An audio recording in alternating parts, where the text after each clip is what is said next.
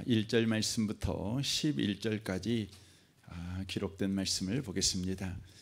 사무엘상 4장입니다.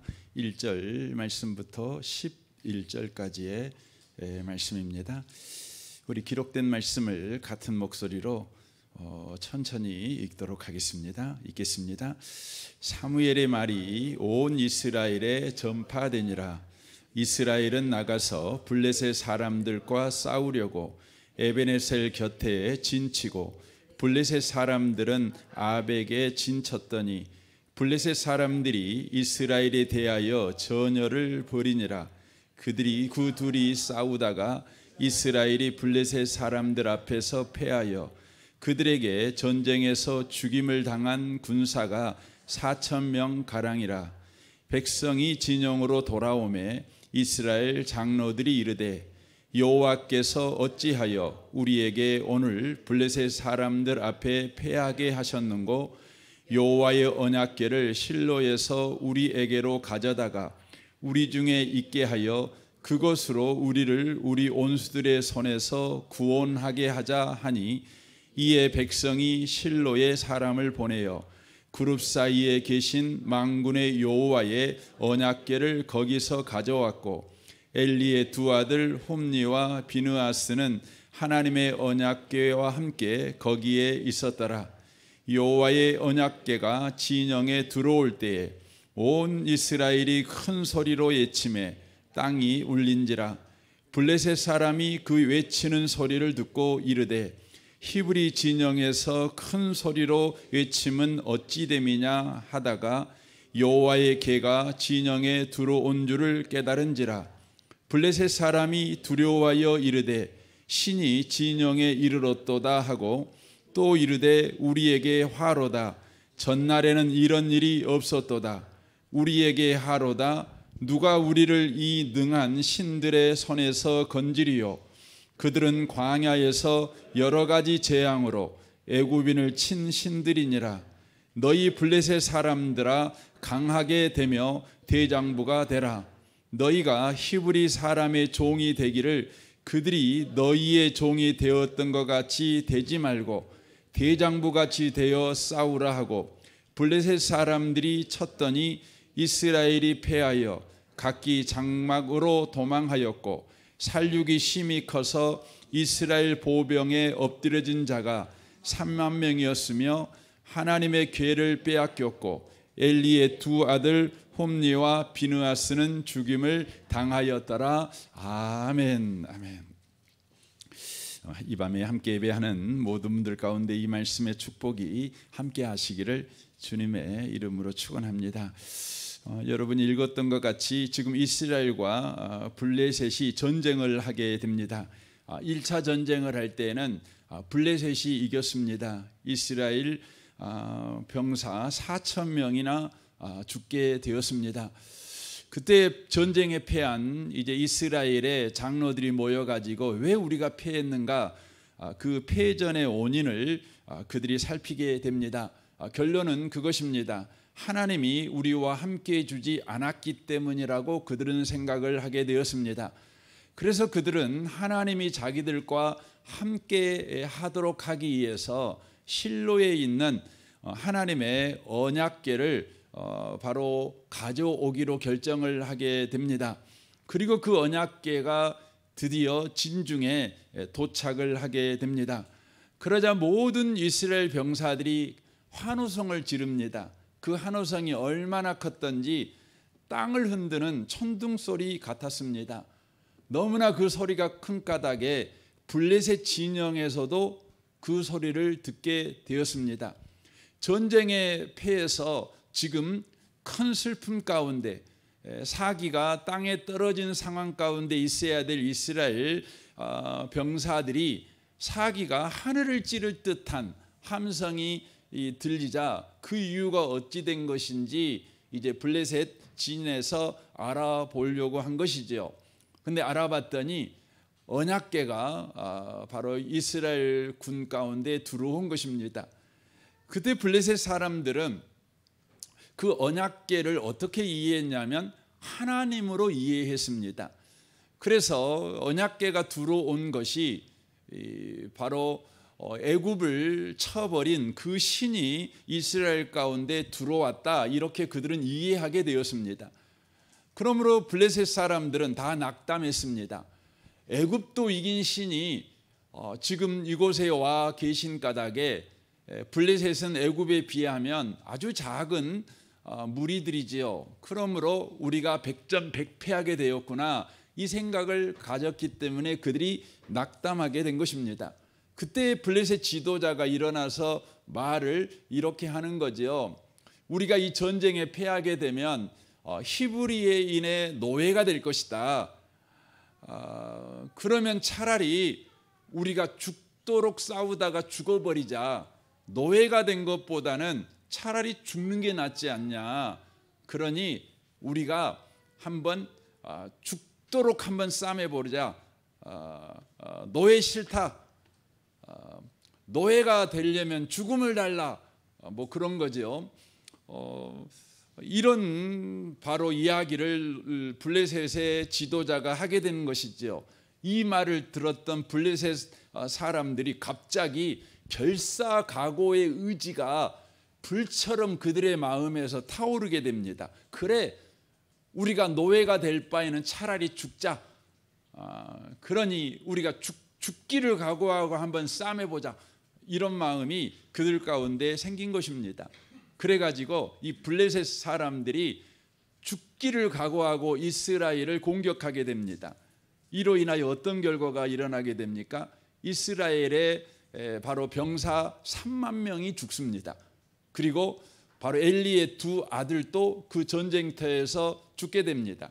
그리고 언약궤마저 블레셋에게 빼앗기는 충격적인 사건이 바로 일어나게 되는 것이죠. 오늘 우리가 읽었던 내용이 바로 그 내용입니다. 이 블레셋이라는 나라는 이스라엘 역사 속에 보면 계속 등장을 합니다. 오늘날까지 등장을 하지요. 그래서 여러분이 뭐 요즘 뉴스를 보면 팔레스타인이라는 이 지명을 많이 듣지 않습니까? 팔레스타인 가자 지구를 지금 이스라엘이 완전 점령하기 위해서 지금 전투를 벌이고 있다. 뭐 이런 소식을 최근에도 아마 들었을 것입니다. 미국의 트럼프도 이것을 승인했다. 그래서 가자 지구가 완전히 이제 이스라엘에 의하여 점령되게 됐다. 뭐 이런 이야기 아니겠습니까? 근데 이 팔레스타인, 이 팔레스틴이라고도 하기도, 팔레스탄이라고도 하기도 하고, 근데 이 말의 뜻은 바로 블레셋의 땅이라는 의미를 바로 가지고 있습니다. 유대 땅이 원래 유대 땅이잖아요. 근데 그 땅이 팔레스타인이라고 불리워지게 된 것은 그 기원 후 135년에 이스라엘 이 유대 땅에서 마지막 바로 반역 일이 일어나게 됩니다.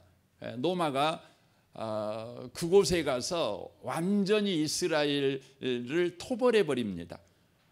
그래서 다시는 유대 땅에 이스라엘 사람들이 살지 못하도록 그곳에 있는 이스라엘 사람들을 모두 잡아다가 노마로 데려가서 콜로세움을 이렇게 건축하게 만들고 또 전 세계로 이렇게 흩어버립니다. 그리고는요, 이 유대 땅이라는 이름 자체를 지워버리기 위해서 유대인들의 원수로 여겼던 이 블레셋 사람들의 이름을 차용해서 블레셋 사람의 땅이라는 이름으로 땅 이름을 바꿔버립니다. 그래서 팔레스타인이라는 바로 이름을 갖게 되는 것이죠. 지금 우리가 팔레스타인에 살고 있는 사람을 팔레스타인이라고 이렇게 호칭하지 않습니까?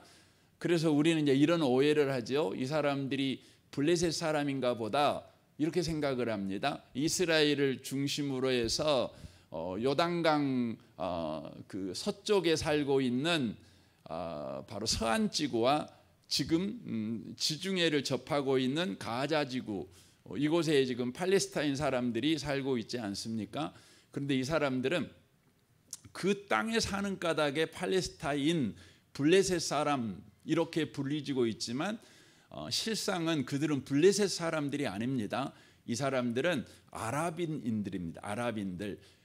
역사적으로 보면 블레셋 사람들은 기원전 7세기, 그러니까 바벨론에 의해서 이 블레셋 사람들은 완전히 소멸되어지게 됩니다. 그래서 기원 후 7세기 이후에는 블레셋 사람들의 흔적이 역사 속에서 찾아볼 수가 없습니다. 다만 로마에 의해서 유대인들의 땅이 바로 팔레스타인 땅으로 바로 불려지게 되어짐으로 말미암아 그 이후에 그곳에 사는 사람들을 블레셋인이라고, 팔레스타인이라고 이렇게 부르게 됐다는 것, 이것은 여러분이 이제 상식적으로 이해하면 좋겠습니다. 이게 성경 속에서 이제 블레셋 사람들이 등장을 하지요. 왜 제가 이렇게 블레셋 이야기를 하게 되냐면, 이 사무엘상 4장을 바르게 이해하려면 블레셋이라는 족속을 하나님께서 이스라엘과의 관계 속에서 어떻게 사용하시냐를 여러분이 이해하셔야 오늘 본문을 여러분이 이 본문의 의도를 따라서 이해할 수 있습니다. 성경상에 보면 블레셋 사람이 처음 등장하는 건 창세기 10장입니다. 함의 족보에서 등장합니다. 14절입니다. 바두루심과 가슬루함과 갑도림을 낳았더라. 가슬루함에게서 블레셋이 나왔더라. 이렇게 성경이 이야기를 합니다. 그러니까 블레셋은 함의 바로 후손입니다.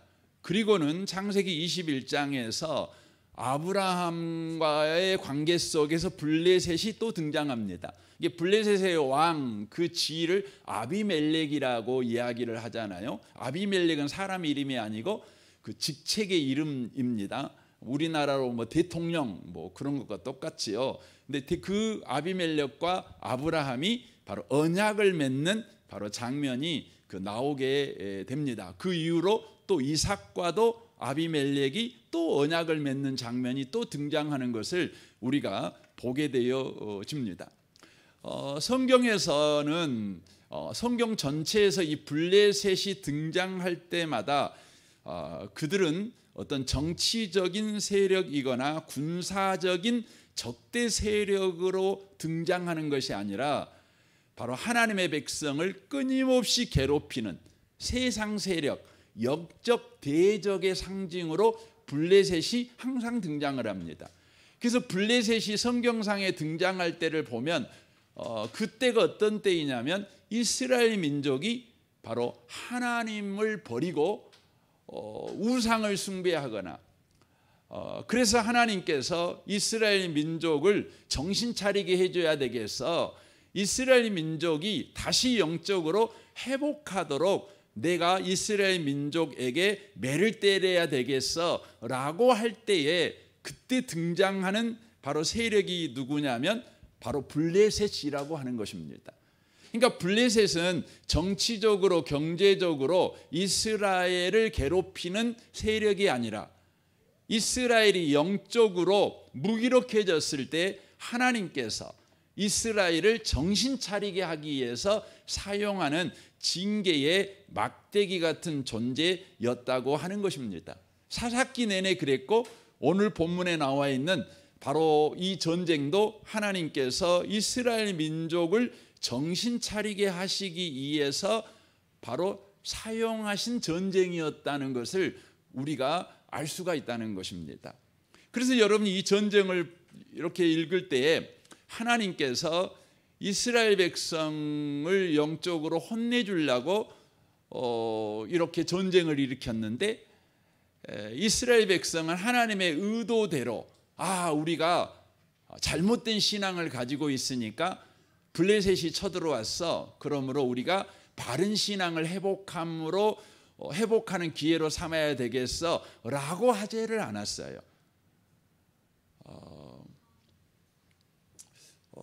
그들이 만약에 바른 신앙으로 회복했다면 블레셋과의 전쟁에서 그들은 능히 이겼을 것이에요. 그러나 그들은 실패하게 됩니다. 이것은 오늘날 저와 여러분에게 가르쳐주고 있는 거죠. 오늘날 저와 여러분에게 블레셋이 뭘까요? 바로 그것은 세상의 문화입니다. 그리고 죄의 습관이고 세상적 가치관입니다. 여러분이 영적으로요 무기력해져 있으면 여러분에게 즉시 찾아오는 것이 뭐냐면 세상 문화가 여러분 멋있게 보여요. 그렇죠? 죄의 습관에 여러분이 취약해져요. 또 세상의 가치관을 여러분이 무기로 쓰는 사람이 되는 유혹을 여러분이 받게 되는 것이죠. 이럴 때에 여러분이 바른 신앙을 회복하면 여러분과 제가 그것들에게 넘어지지 않지요. 저와 여러분이 이 성경의 문화 속에서 또 성경적 가치관을 가지고 의의 삶을 저와 여러분이 회복하게 되겠지요. 그러나 이것들이 쳐들어왔을 때 우리가 바른 신앙의 회복을 하지 못하면 이것들에게 넘어져 가지고 우리가 많은 피해를 봅니다. 많은 바로 영적 상처를 바로 입게 되어진다고 하는 것입니다. 오늘 이 본문을 통해서 이스라엘 민족이 바른 신앙으로 대적하지 못하고 잘못된 신앙으로 대적함으로 말미암아서 죽은 사람이 총 여러분 34,000명이나 돼요. 여러분 엄청나게 많이 죽은 거 아닙니까? 더더욱이나 엘리의 두 아들, 이 사람도 제사장이잖아요. 홈니와 비느하스가 그 전쟁에서 죽습니다. 그리고 그 무엇보다도 바로 언약궤를 뺏기는 바로 일이 바로 벌어지게 된다고 하는 것입니다. 이들이 뭘 잘못했을까요? 뭘 잘못했을까요? 이제 그걸 살펴보려고 합니다. 이제 이스라엘이 블레셋과 1차 전쟁을 했어요. 경황이 없이 전쟁을 했는데 졌잖아요. 지니까 그들이 뭘 깨달았죠? 하나님이 우리와 함께하지 않으니까 졌어, 이 생각을 하는 것이죠. 아마 여러분들도 그리스도인이라면 어떤 삶의 그 유혹을 받을 때, 삶의 위기가 왔을 때 하나님과 함께하는 삶을 내가 못 살아서 이런 일이 이루어졌나, 이런 생각을 여러분도 하게 되지 않겠습니까? 이스라엘 사람들도 그렇게 했습니다.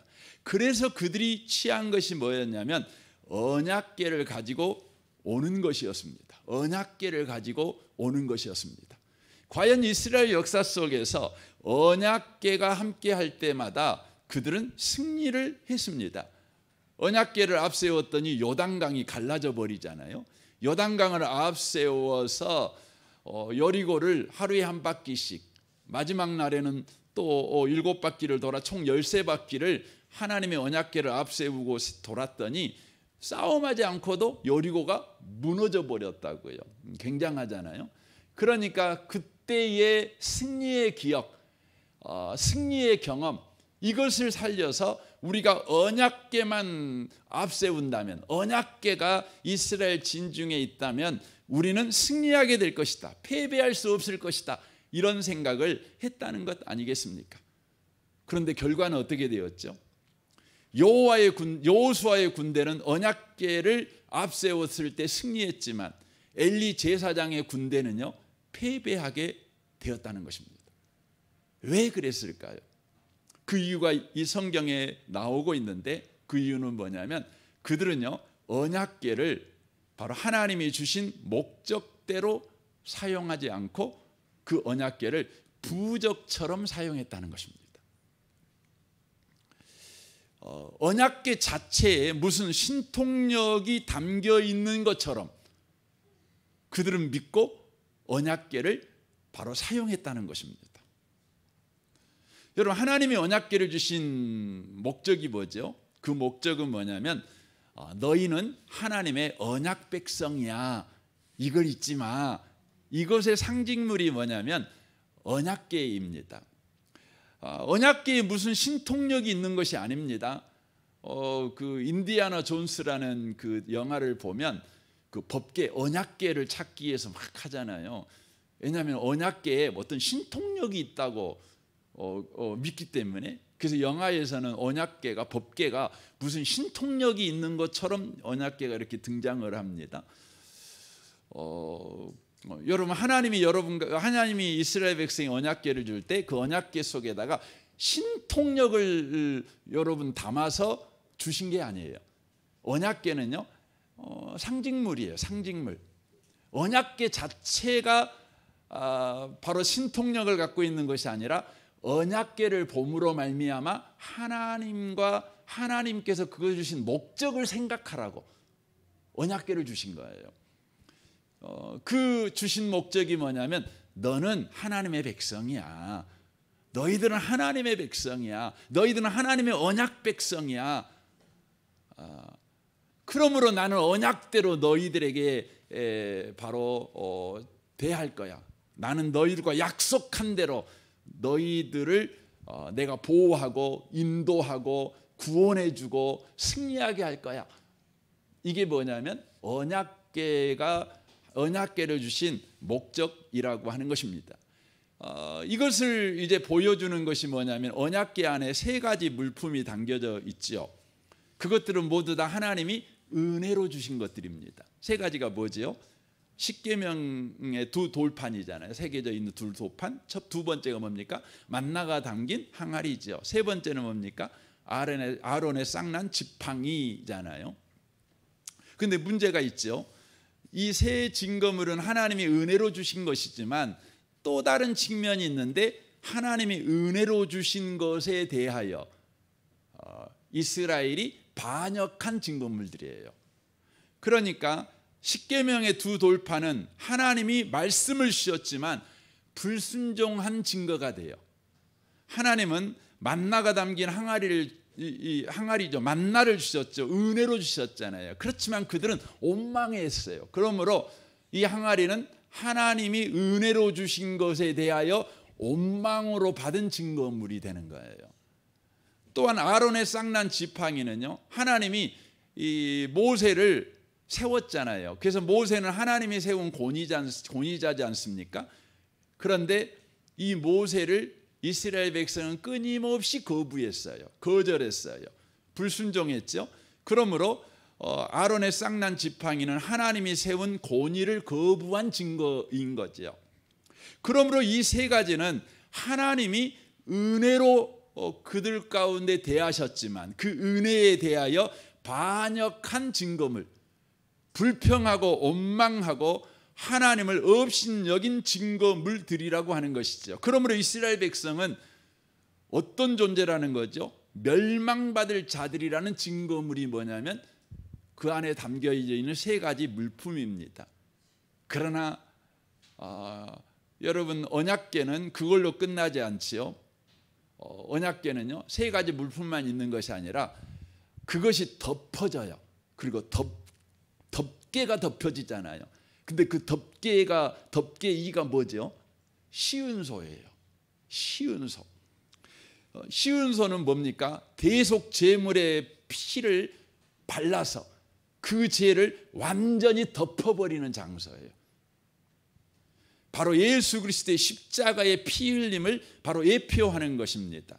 그러니까 언약궤는 대속 제물의 피를 보시고 영원히 하나님의 이 이스라엘 백성을 심판하지 않으시고 구원하시겠다는 피로 맺은 언약의 상징물이 뭐냐면 언약궤인 거예요.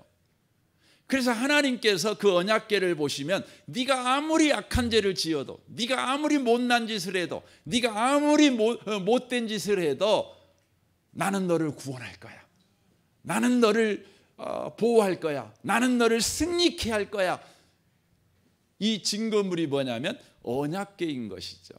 그러므로 그들은 언약궤를 가지고 설령 왔다고 하더라도 언약궤를 의지해서 언약궤를 어떤 신통력을 가진 부족으로 사용할 일이 아니라 언약궤를 보면서 그렇지, 우리는 하나님하고 언약 백성이지, 하나님께서 피로 우리의 허물을 덮었지, 대속 제물의 피로 우리는 맑게 씻겨져서 하나님께서 여전하게 구원해 주시고 승리를 주시는 백성이지 하고 바로 대속 제물의 피를 의지해서 예수 그리스도의 보혈 피를 의지해서 블레셋과 전쟁을 했다면 그들은요 승리했어요.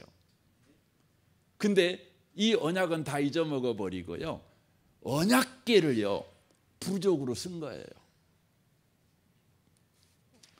이 역사는 이스라엘 역사에 반복됩니다. 사무엘상 13장에 보면 또 블레셋과 전쟁을 하는데 그때는 누구였냐면 사울 왕입니다. 사울 왕. 사울 왕하고 블레셋하고 전쟁을 하는 겁니다.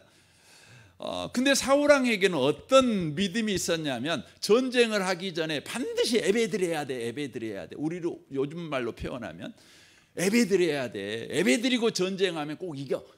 이런 생각을 했습니다. 여러분 귀한 거잖아요. 예배드려야죠.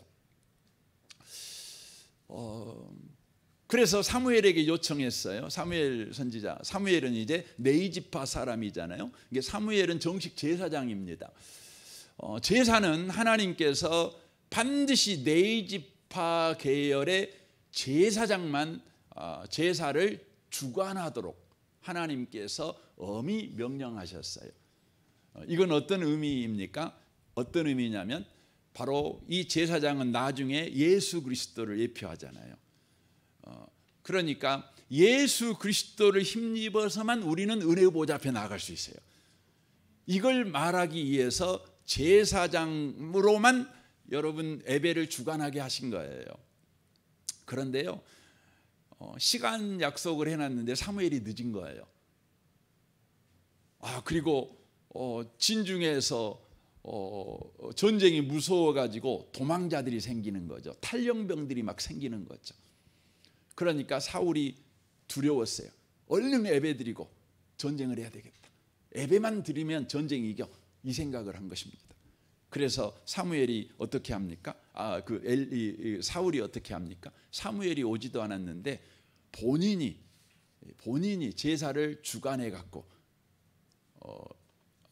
제사를 드리고 전쟁을 합니다. 근데 그때 누가 등장합니까? 사무엘이 오는 겁니다. 뭐라고 하니까 왕이 망령된 행동을 했다는 거예요. 불신앙적인 행동을 했다는 거죠. 뭘 놓친 거예요? 이분은 예배를 뭘같이 쓴 거예요? 부적처럼 쓴 겁니다. 예배 자체를 하나님이 주신 의도, 그것을 놓쳐버리고 예배라고 하는 그 형식, 그것이 바로 전쟁을 승리하게 만든다라는 생각을 갖고 있었던 거죠. 그래서 우리 주님이 말씀하잖아요. 당신으로 시작된 이제 왕가는 멀지 않을 거예요. 멀리 못 간다. 끝난다는 거죠. 사무엘상 15장 22절에 이렇게 말합니다. 여호와께서 번제와 다른 제사를 그의 목소리를 청종하는 것을 좋아하심같이 좋아하시겠나이까? 순종이 제사보다 낫고 듣는 것이 수양의 기름보다 나으니라고 말합니다. 여러분, 제사의 궁극적인 목적은 하나님이 제사를 좋아하셔서 제사를 드릴 걸 요구하는 것이 아니에요. 하나님이 여러분과 저에게 너 예배 안 되면 혼낼 거야. 나 예배 좋아한다. 이래서 여러분과 저에게 예배를 요구하는 것이 아니에요. 예배의 궁극적인 목적은 뭐예요? 예배라고 하는 것은 여러분 하나님 앞에 나가는 거잖아요. 여러분 하나님 앞에 나가는 것은 여러분과 저에게 딱 한 가지 길밖에 없네요. 나갈 수 있는 길은 딱 한 가지밖에 없어요. 뭡니까? 예수의 피를 힘입어서, 예수를 힘입어서 은혜의 보좌 앞에 나가는 거예요. 그래서 여러분 예배에서 가장 중요한 게 뭐예요? 바로 예배라고 하는, 예배를 드렸냐 안 드렸냐가 아니라 내가 예수를 힘입었냐예요. 내가 예수를 의지했냐예요. 예수로 말미암았냐는 거죠. 그래서 히브리서에 말씀하고 있는 것 같이 여러분 예수를 힘입어서 은혜의 보좌 앞에 담대히 나가는 거죠. 이게 예배거든요. 이걸 놓쳐버리면 안 되죠. 근데 사울은 이걸 놓친 것이죠. 에레미야 7장에 보면 바벨론이 예루살렘을 이제 공격을 합니다. 그때 예루살렘에 사는 하나님의 백성들이 무슨 생각하냐? 예루살렘 안 무너져. 예루살렘은 절대 정복당하지 않을 거야. 왜냐하면 예루살렘 안에 성전이 있으니까. 성전이 있는 한 예루살렘은 무너지지 않아. 그들이 이렇게 생각을 했습니다. 그때 하나님께서요, 에레미야에게 성전 앞에 딱 서갖고 오는 사람에게마다 큰 소리로 이렇게 말해. 이렇게 말합니다. 에레미야 7장 2절입니다. 너는 여호와의 집 앞에 집 문 앞에 서서 문에 서서 이 말을 선포해 이르기를 여호와께 예배하러 이 문에 들어가는 유다 사람들아 여호와의 말씀을 들으라. 너는 이것이 여호와의 성전이라 여호와의 성전이라 여호와의 성전이라 하는 거짓말을 믿지 말라. 이렇게 말합니다. 에레미야 선지자를 통해 말하는 겁니다. 니들이 예루살렘 성전 여호와의 성전이 있기 때문에 예루살렘이 안 무너진다고 너희들이 호언장담하는데 이거 하나님의 성전 아니야. 성전이라는 말하는 거짓말 믿지 마. 이렇게 말한 것입니다. 결국 그들은요 성전을 붙들었다가 허망하게 성전이 무너져 버리고 바벨론 포로가 돼 버립니다. 성전을 붙든 거예요. 성전을 주신 하나님의 의도, 목적을 붙들지 않았어요. 성전 자체를 붙든 거죠. 성전을 주신 목적이 뭐죠?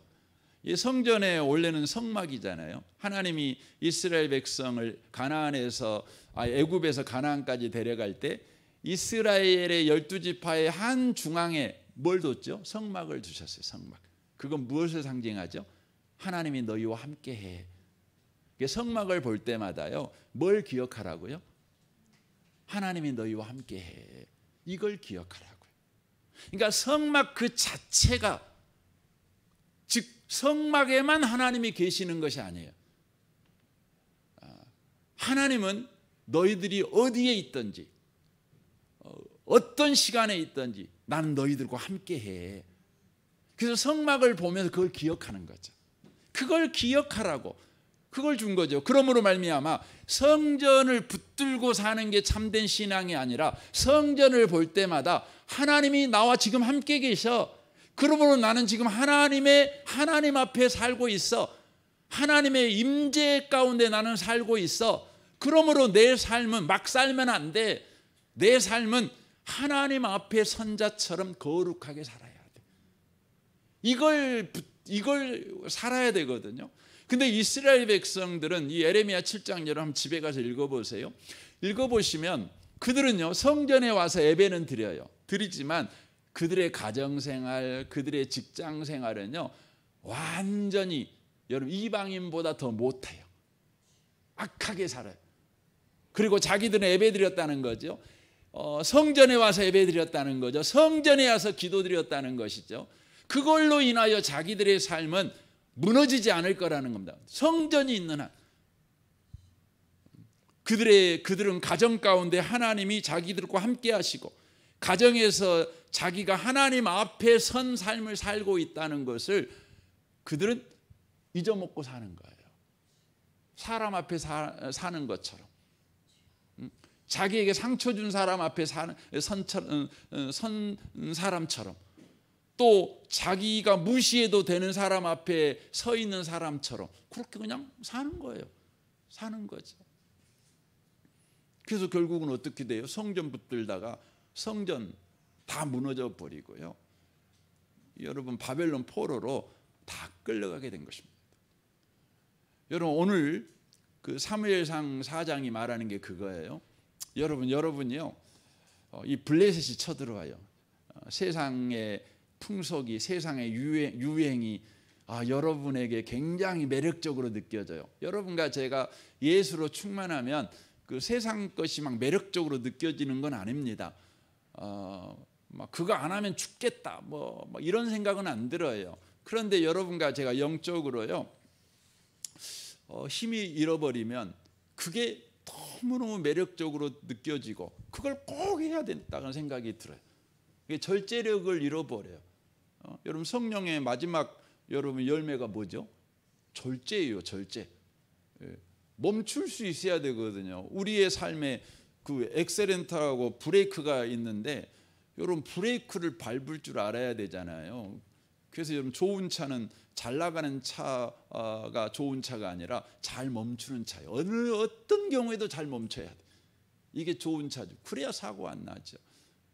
성령은 우리를 그렇게 하시는 분이십니다. 근데 성령과 관계를 안 하면 브레이크가 잘 안 들어요. 아니, 브레이크 밟을 생각도 안 하고 밟아도 브레이크가 파열돼 가지고 그냥 가는 거죠. 여러분 그럴 때 여러분과 제가 즉시 바른 신앙으로 회복해야 돼요. 여러분과 제가 그때 기도할 수 있죠. 예배할 수 있죠. 성경책 볼 수 있죠. 그러나 여러분과 제가 속으시면 안 돼요. 여러분이 기도하니까 예배하니까 나는 이제 건강한 신앙생활 하고 있어 라고 하시면 안 돼요. 예배가 필요합니다. 기도가 필요합니다. 중요합니다. 그럼에도 불구하고 여러분과 제가 기도를 주신 하나님의 목적을 쫓아 기도하고 있는가? 예배를 드리는데 하나님이 우리에게 예배를 주신 바로 그 은혜를 쫓아 예배를 하고 있는가? 쉬운 표현으로 말하면 기도라는 형식을 가져야 돼요. 하지만 그 안에 내용이 있는 기도를 해야 돼요. 예배를 해야지요. 예배라는 형식을 우리가 가져야지요. 그러나 예배 가운데 주님께서 주시는 내용을 우리가 갖고 있으셔야 돼요. 근데 나는 기도했어, 예배했어, 이렇게 형식만 가지고 있는 신앙생활은 바로 사무엘상 4장에 나오고 있는 바로 이스라엘 사람들이 언약궤를 부적처럼 사용한 것과 똑같다는 것이죠. 여러분 이렇게 제가 말씀을 여러분 드릴 때에 여러분과 제가 오해하시면 안 돼요. 여러분 신앙은 반드시 균형을 갖춰야 돼요. 균형 잡힌 신앙이 뭐냐면 형식과 내용이 반드시 있어야 돼요. 어떤 분은요, 그 형식은 필요 없어, 내용이 중요해, 내용만 강조하죠. 그래서 예배당에 꼭 가서 예배드릴 필요 있나? 집에서 내가 혼자 예배드리면 되지? 하나님은 어디나 계시는데 내가 뭐 혼자 예배드리면 되지? 내가 꼭 양복 입고 예배드려야 되나? 내가 그냥 편하게 예배드려도 되지? 이런 분들 계시잖아요. 여러분 그분은 내용은 있는데 형식이 없어요. 여러분 주의하셔야 돼요. 내용은 있는데 형식이 없는 사람이 쉽게 변질돼요. 쉽게 변질돼요. 그러나 여러분 그 형식은 있는데 내용이 없으면 어떻게 돼요? 공허해져요. 그래서 여러분 꼭 기억하셨으면 좋겠어요. 형식과 내용이 균형 잡힌 신앙을 가지셔야 돼요. 왜냐하면 예수님이 그렇게 말씀하시거든요. 마태복음 23장 23절 보면 이렇게 말씀하시죠. 화 있을진저 외식하는 서기관들과 바리새인들이여. 이 사람들은 형식만 있는 거예요. 내용이 없는 거죠. 그런데 주님이 이렇게 말해요. 너희가 박하와 해양과 근처에 11조는 드리되. 그러니까 11조를 드린 형식은 잘하는데 율법에 더 중한 바 정의와 국률과 믿음은 버렸도다. 내용이 없는 11조를 하고 있다. 내용은 정의, 국률, 믿음이 꼭 필요하다. 그런 거죠. 그러면서 주님이 말씀하셔. 그러나 이것도 행하고 저것도 버리지 말아야 할지니라 라고 돼 있어요. 11조를 해야지요. 하는 형식이 필요하지요. 그런데 11조를 할 때에는 반드시 내용이 있는 11조를 해야 된다는 거예요. 이것을 말씀하는 것입니다. 그래서 11조의 내용이 정의, 국률, 믿음이잖아요. 이거 마음의 문제잖아요. 안 보이지요. 어떤 분은 그래요. 아이고 내가 하나님 앞에 11조 하는 마음, 믿음만 가지면 되지. 뭐 내가 꼭 11조를 해야 됩니까? 이런 분 계셔요. 그러나 마음만 갖고는 안 돼요. 반드시 마음이 필요하지만 11조를 실제 하는 형식도 중요하다는 거죠. 여러분 예배의 여러분 내용이 뭐예요? 예수 그리스도를 믿는 믿음이죠. 그러나 예배에는 형식이 필요해요. 그래서 우리 기독교, 우리 특별히 장로교는 초대교회부터 왔던 예배 형식을 여러분 지키고 있는 거예요. 예배 형식이 있는 거예요. 예배에도 지키는 거죠. 그러니까 이것도 버리면 안 되고 저것도 버리면 안 돼요. 내용도 형식도 바로 균형 잡게 갖고 있는 분들이 꼭 되셔야 된다고 하는 것이죠.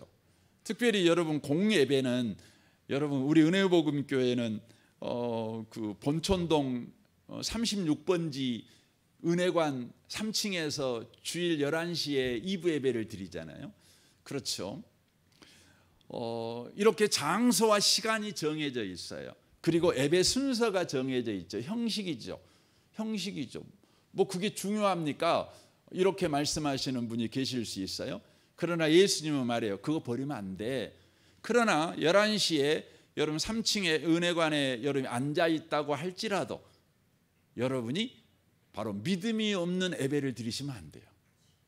반드시 형식과 내용이 균형 잡히게 갖춰져 있는 신앙, 이것이 바로 바른 신앙이라는 게, 특별히 블레셋을 이기는 바로 신앙이라고 하는 것입니다. 결혼 반지로 예를 들면 그렇죠. 여러분 그 결혼하면 반지, 결혼 반지를 서로 이렇게 주고받잖아요. 여러분 뭐 결혼 반지 없다고 그래서 그 뭐 결혼 생활에 문제가 막 생기냐? 뭐 그렇지는 않을 수도 있죠. 뭐 특별히 문제는 안 생길 수 있죠. 그러나 여러분 결혼 반지가 여러분 필요하지요. 필요하죠. 결혼 반지는 형식이잖아요. 결혼 생활이 내용이잖아요. 근데 여러분 형식이 필요한 이유가 뭐냐면, 생각해 보세요. 여러분 바람 피려고 생각하면 반지 끼고 갈까요? 반지 안 끼고 갈까요? 안 피워봐서 모르시죠. 예. 아무래도 안 끼고 가는 게 유리하지 않을까요? 끼고 가면 여러분 그 형식이잖아요. 그게 반지 낀 게 결혼 생활 내용은 아니에요. 근데 그 형식이 있음으로 말미암아 결혼 생활이 변질이 안 돼요. 지켜지는 것이요. 중요한 것입니다. 그러니까 형식이 꼭 필요해요. 하지만 형식만 있으면 안 돼요. 반드시 내용도 있어야 된다는 거죠. 여러분 우리는 교회 건물이 있잖아요. 형식이죠. 교회 건물이 필요하잖아요. 우리가 모이려면. 우리가 내용이잖아요. 교회 건물은, 이 건물은 형식입니다. 그리고 교회는 우리가 교회입니다. 우리가 내용이죠. 그래서 우리만 있으면 되지요 라고 말을 하게 되면 여러분 얼마 가지 않아서 우리는 다 흩어져 버릴 것입니다. 예배당이라는 형식이 우리 가운데 필요한 거죠. 그러니까 형식과 내용이 균형 잡히는 것이 꼭 여러분 필요하다고 하는 것입니다. 바로 블레셋과의 영적 전쟁에서 이것이 바로 중요하다는 걸 아셔야 됩니다. 그래서 한 예를 말씀드리고 오늘 좀 마쳤으면 좋겠는데요. 다니엘서 6장에 보면 다니엘이요, 바벨론의 포로로 끌려갔잖아요. 근데 그가 이렇게 기도 생활합니다. 다니엘서 6장 10절입니다. 다니엘이 이 조세의 왕의 도장이 찍힌 것을 알고도 자기 집에 들어가서는 입방에 올라가 예루살렘을 향한 창문을 열고 전에 하던 대로 하루 3번씩 무릎을 꿇고 기도하며 그의 하나님께 감사하였더라라고 되어 있습니다. 기도하면 안 되는 상황이었어요. 기도하는 게 들통나면 죽는 거죠. 죽는 거. 이런 위급한 상황에서도 다니엘은요 어떻게 기도했죠? 기도의 형식과 기도의 내용을 갖춘 균형 잡힌 기도를 했어요. 그의 기도의 형식은 어떤 것이었죠? 그의 기도의 형식은 하루 3번 정한 시간에 기도하는 것이었어요. 그리고 무릎을 꿇고 기도하는 것이죠. 그러니까 시간과 공간과 자기 몸을 바로 드리는 기도를 했어요. 이게 형식입니다. 여러분 기도할 때요, 몸이 따라가지 않는 기도는 형식이 없는 기도예요. 여러분 우리 기도할 때 뒤 누워서도 기도할 수 있잖아요. 그렇죠? 하지만 그건 형식이 없는 거예요. 우리는 기도할 때 무릎을 꿇죠. 무릎을 꿇는 게 어려우면 의자에서라도 단정히 앉아서 우리가 기도해야 되는 거죠. 형식이 필요한 것입니다. 그리고 더 나아가 기도할 때는 시간과 장소를 정해서 기도하는 것이 중요합니다. 반드시 형식이 필요합니다. 그러면 다니엘의 기도의 내용은 뭘까요? 다니엘의 기도의 내용은 뭐냐면 예루살렘을 향한 창문을 열고 기도한 것입니다. 이것이 다니엘의 기도 내용입니다. 왜 그것이 기도 내용일까요? 바로 그것은 약속을 지키시는 하나님을 믿고 기도하는 믿음의 행위였기 때문에 그렇습니다. 그러니까 예루살렘을 향해 창문을 열고 기도하는 것이 약속을 지키시는 하나님을 믿는 믿음의 행위, 기도의 내용이었다는 것이 무슨 의미입니까? 이렇게 질문을 할 수 있겠죠. 지금 이 기도는 열왕기상 8장에 보면 솔로몬이 예루살렘 성전을 지어놓고 하나님 앞에 구합니다. 하나님, 우리 백성들이 이 예루살렘 성전을 향해서 이런 상황, 저런 상황, 저런 형편에 놓였을 때 기도할 때 기도 응답해 주세요 라고 기도를 하는데, 그 중에 47절에 보면 이렇게 돼 있어요. 그들이 사로잡혀간 땅에서 스스로 깨닫고 그 사로잡힌 자의 땅에서 돌이켜 주께 간구하기를 우리가 범죄하여 반역을 행하며 악을 지었나이다 하며 자기를 사로잡아간 적국의 땅에서 온 마음과 온 뜻으로 주께 돌아와서 주께서 그들의 조상에게 주신 땅, 곧 주께서 택하신 성읍, 곧 예루살렘을 말합니다. 내가 주의 이름을 위하여 건축한 성전, 예루살렘 성전을 말합니다. 예루살렘 성전이 있는 쪽을 향하여 주께 기도하거든 주는 계신 곳 하늘에서 그들의 기도와 간구를 들으시고 그들의 일을 돌아보셔 주십시오 하고 기도합니다. 지금 다니엘은요, 솔로몬이 하나님 앞에 그 요구했던 그 기도를 붙잡고 기도하는 거죠. 하나님이 다 솔로몬이 그렇게 요청을 해서 그때 열왕기상 9장에 보면 하나님이 그래 네가 기도한 대로 내가 그렇게 할게 하고 하나님하고 솔로몬하고 약속이 체결됩니다. 그 약속을 지금 다니엘이 붙잡고 예루살렘을 향하여 창문을 열고 기도하는 거죠. 하나님은 약속하시면 그 약속을 반드시 지키신다. 신실하신 하나님이시다. 그 믿음을 가지고 기도하는 것입니다. 여러분, 믿음의 내용은 뭐예요? 약속을 지키시는 신실하신 하나님을 믿는 거예요. 그게 기도의 내용이죠. 그리고 기도의 형식을 다니엘은 가지고 기도했다고 하는 것입니다. 사랑하는 성도 여러분, 여러분이 블레셋이 여러분에게 쳐들어왔을 때, 여러분이 세상의 유행이나 세상의 풍속이 여러분에게 매력적으로 보일 때, 또 세상의 가치관이나 세상의 세계관, 세상적인 눈으로 세상이 보이거들랑 여러분과 제가 어떻게 그 블레셋을 이길 수 있느냐? 바로 여러분과 제가 형식과 내용이 균형 잡힌 신앙을 회복하는 것이에요. 중요합니다. 초대교회 사도행전 2장 42절에 보면 초대교회는요 형식과 내용이 있었어요. 42절에 보면 그렇게 돼 있잖아요. 사도의 가르침을 받아 서로 교제하며 떡을 떼며 기도하기를 힘쓰니라 라고 돼 있어요. 거기 보면 형식과 내용이 나오거든요. 형식은 뭡니까? 서로 교제하는 것, 떡을 떼는 것, 오로지 기도하는 것이었습니다. 내용이 뭡니까? 사도의 가르침을 받아. 사도의 가르침이 뭐죠? 이건 신약 성경입니다. 에베소 2장에 보면 교회는요 선지자들과 사도들의 터 위에 세워진 거예요. 그러니까 여러분과 저의 교제의 터, 우리가 교제하는 형식의 내용이 뭐냐면 신구약 성경이 내용이 돼야 돼요. 우리가 서로 사랑하는, 우리가 서로 함께 기도하는 것은 신구약 성경이 바로 내용이 돼야 돼요. 중요한 겁니다. 초대교회는 그렇게 한 것입니다.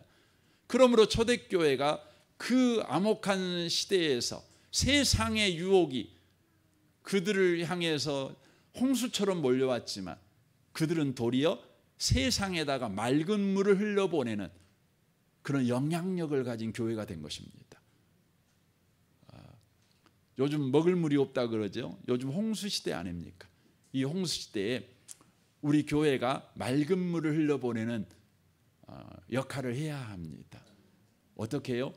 여러분, 블레셋을 이기는 형식과 내용이 균형 잡힌 신앙을 회복하셔야 된다는 것입니다. 이 은혜가 저와 여러분에게 있으시기를 주님의 이름으로 축원합니다. 아멘. 우리 같이 기도하겠습니다.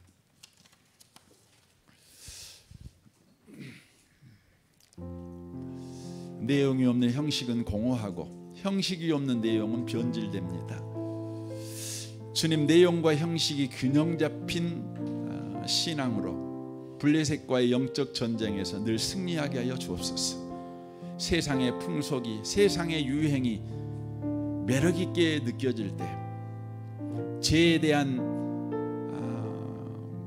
감각이 무뎌졌을 때, 세상 사람들이 보는 가치관으로, 세계관으로 세상이 보여지고 또 분별되어질 때, 주님, 우리가 바른 신앙을 회복하여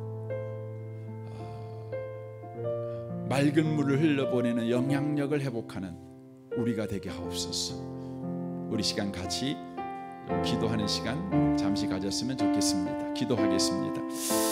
오 하나님 아버지, 그렇습니다. 이스라엘 백성은 언약궤를 붙잡았지만 언약궤를 부적처럼 사용했습니다. 하나님의 언약궤를 주신 내용을 그들은 붙들지 않았습니다. 사울왕은 예배했지만 그것을 부적처럼 사용했을 뿐 예배를 주신 하나님의 뜻, 그 내용을 붙들지 못했습니다.